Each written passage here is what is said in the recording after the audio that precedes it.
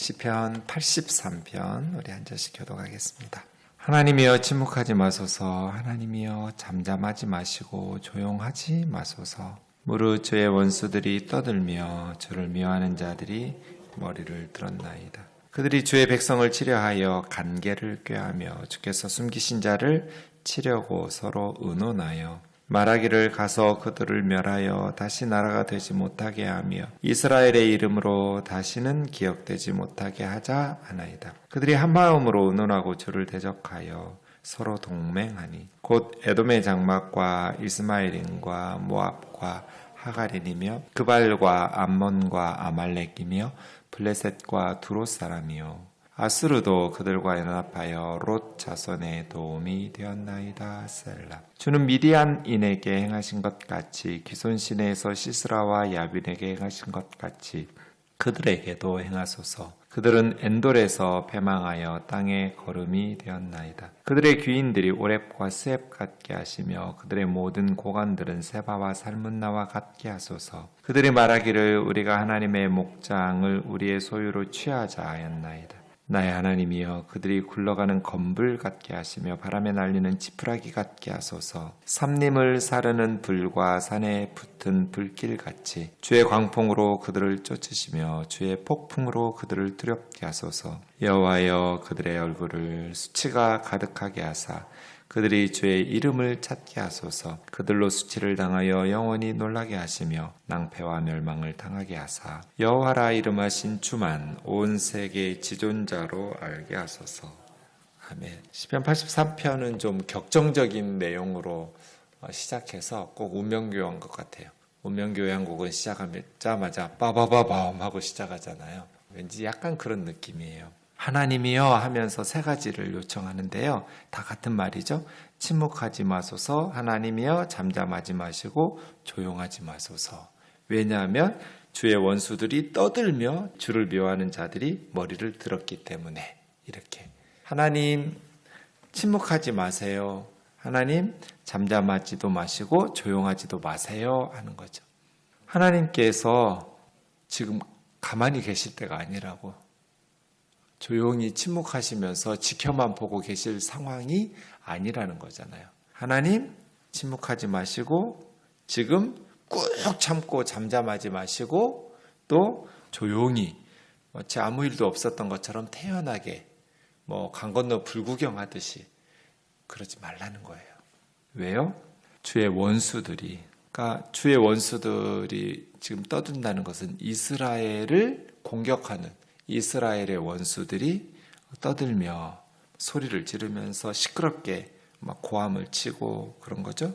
주를 미워하는 자들, 하나님에 대해서 증오심을 품고 살아가는 사람들이 머리를 들었습니다. 머리를 들었다는 건 뭐예요? 고개를 숙이면서 겸손하게 있기보다는 하나님 앞에 으스대면서 자기를 교만하게 높이면서 머리를 쳐들고 하나님을 대적하러 지금 이스라엘의 승리를 확신하면서 쳐들어온 거죠.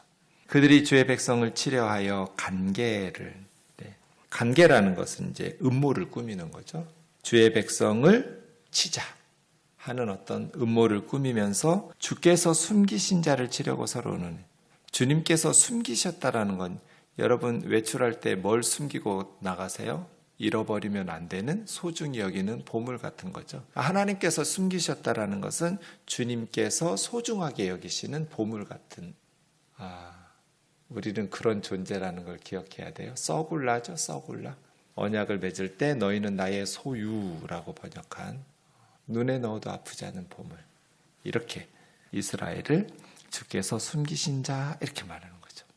그러니까 하나님께서 지금 잠잠하시고 침묵하시면 안 되는 이유죠. 하나님 지금 침묵하시면 안 돼요. 잠잠하시면 안 되고 조용히 지금 아무 일 없는 것처럼 그러시면 안 돼요.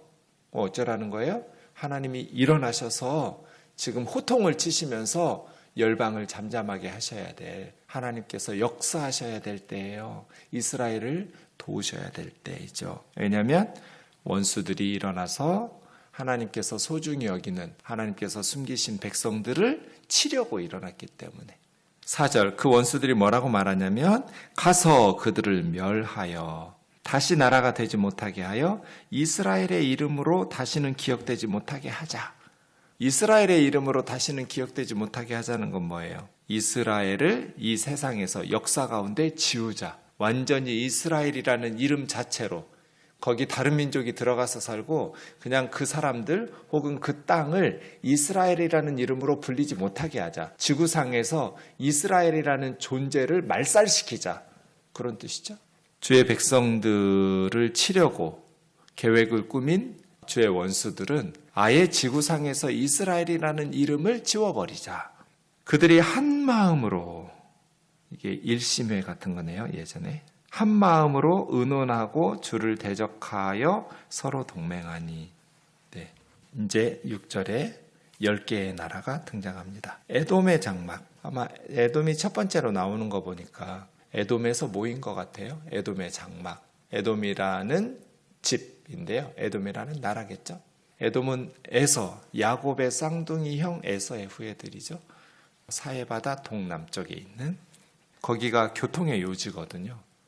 에서가 야곱보다 힘이 강한 그런 쌍둥이 형이었잖아요. 그래서 세일이라는, 그게 이제 아프리카 쪽하고 저기 메소포타미아, 지금 이라크 그쪽하고 연계되는 중요한 무역로예요. 그러니까 모이기 쉬운 교통의 요지인 무역로인 에돔에서 집결한 것 같아요. 이스마엘은 이제 아브라함에게 하갈이 시바지를 통해서 낳은 아들, 아브라함의 아들이 이스마엘이죠. 모압은 아브라함의 조카 롯이 그 딸들과 함께 아버지 술 취하게 해가지고 모압과 암몬의 조상이 되죠. 모압과 하갈은 아브라함의 첩이었고 이스마엘의 어머니였는데, 그래서 이스마엘인과 하갈인이 비슷할 것 같은 생각도 듭니다. 그발, 에돔 근처에 사는 족속이에요. 암몬, 모압과 암몬이 롯의 후손이었고요. 아말렉은 이제 에서의 후손 중에 아말렉이 있고요. 블레셋, 이건 이제 에게의 크레타 섬에서 그리스 쪽에서 넘어온 사람들이고요. 두로는 이스라엘 북쪽에 있고 아수르도 북쪽에 있는, 연합하여 롯의 자손에 도움이 되었도다. 이 롯의 자손이 모압과 암몬이었잖아요. 그러니까 모압과 암몬이 주도한 것 같아요, 이 전쟁을. 그래서 에돔에서 모여서 집결해서 이스라엘을 치자. 그럼 여러분 보세요.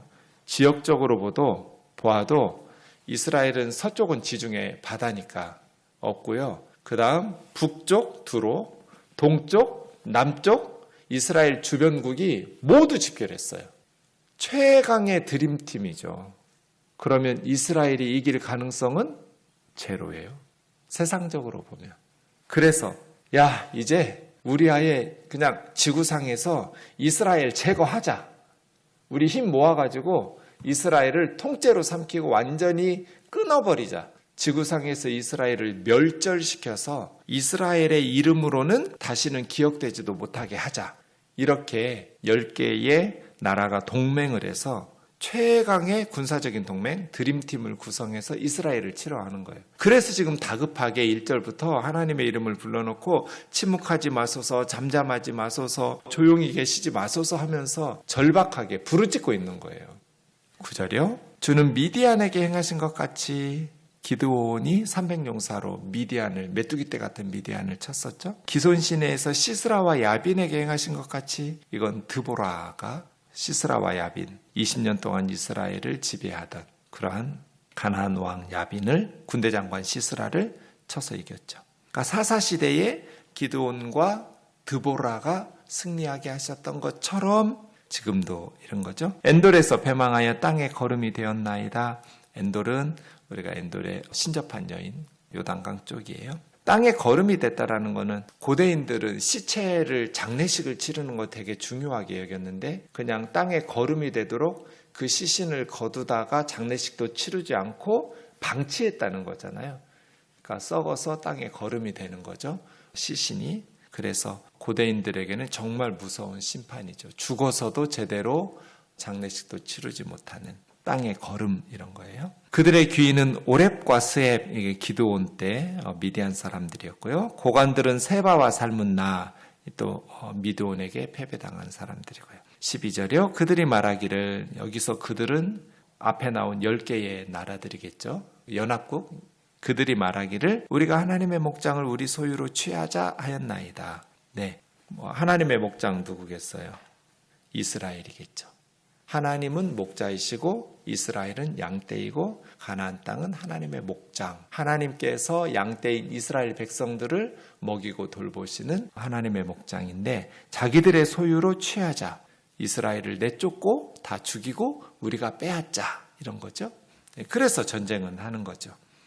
이렇게. 그러니까 과거에는 미디안이나 또 가나안 왕 야빈이, 시스라나 세바나 살문나나 야빈이나 오렙과 스앱이나 이러한 사람들이 우리 이스라엘 하나님의 목장을 빼앗으려고 공격하다가 기드온과 드보라에게 다 멸망당한 것처럼 지금도 10개의 나라들이 연합해서 우리 이스라엘을 지구상에서 이름을 지우자고 지금 공격하고 있으니 하나님 과거에 기드온을 통해서 숫자 너무 많다. 22,000명 돌려보내고 300용사 가지고 미디안의 메뚜기 떼같이 많은 사람들을 물리치고 구원을 주신 것처럼 전쟁은 군사력에 달려있지 않죠? 하나님에게 달렸어요. 여인 드보라의 손에 제거된 그러한 시스라의 철병거 또 야빈, 가나안 왕 야빈이 패배한 것처럼 하나님 지금도 잠잠하지 마세요. 우리를 구원해 주세요 하는 거죠. 13절이요. 나의 하나님이여 그들이 굴러가는 건불. 바람 불면 날아가 버리는 둥글게 뭉쳐서 날아가는 건불 같게. 바람에 날리는 지푸라기 같게. 하나님께서 그냥 바람 한번 후 하고 부시면 힘없이 날아가는 건불과 지푸라기 같게 해주세요.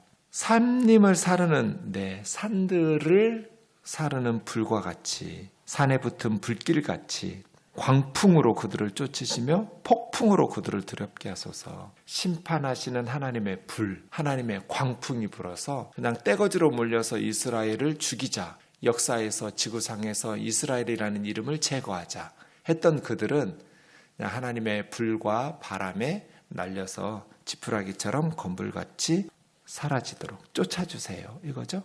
여호와여 그들의 얼굴에 수치가 가득하게. 2절에서는 그들이 얼굴을 들었는데 교만하게 하나님을 대적해서 으스대면서 교만했던 그들이 수치가 가득하여 고개를 푹 숙이도록 그들의 음모와 계획이 좌절되어서 그들로 하여금 주의 이름을 찾게 하소서. 그렇게 패배당하고 나서 하나님이 누구냐, 이스라엘의 하나님이 도대체 어떤 분이냐, 도대체 어떤 분이시길래 이스라엘이 섬기는 하나님 여호와가 어떤 신이길래 이런 일을 벌이시고 이런 능력을 가지고 계신 것이냐 하고 우리가 섬겼던 우상들은 가짜였구나.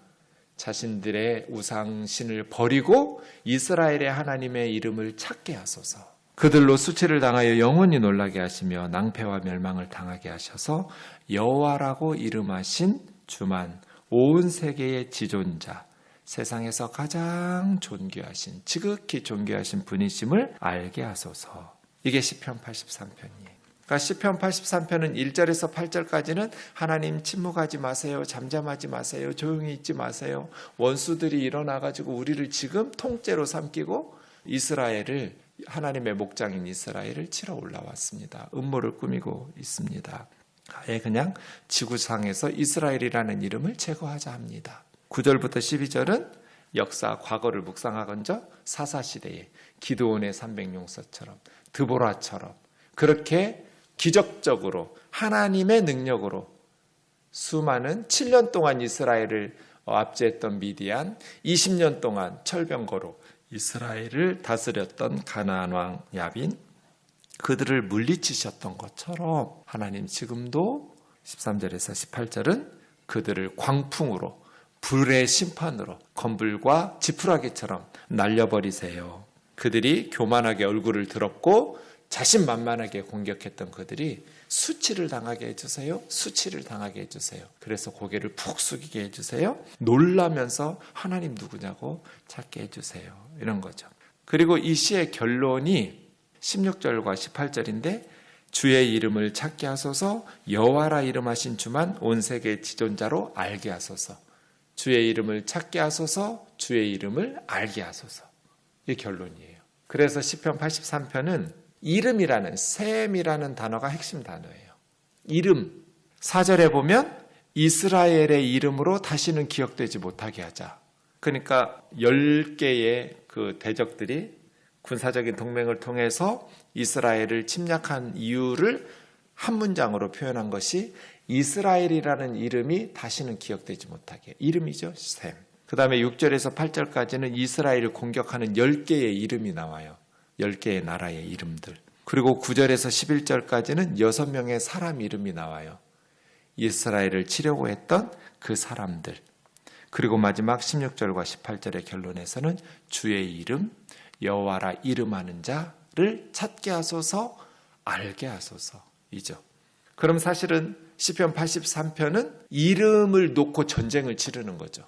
열방의 이스라엘의 대적들은 이스라엘의 이름을 제거하자. 그리고 지금 이 시인은 주의 이름을 열방이 찾게 하시고 여호와라고 이름하신 주님을 세상의 지존자라는 것을 알게 해달라고. 결국은 이름들의 전쟁이시죠.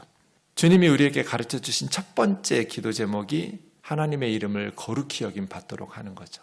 하나님의 백성들의 첫 번째 사명이 뭐예요? 하나님의 이름을 거룩하게 여김 받도록 하는 것.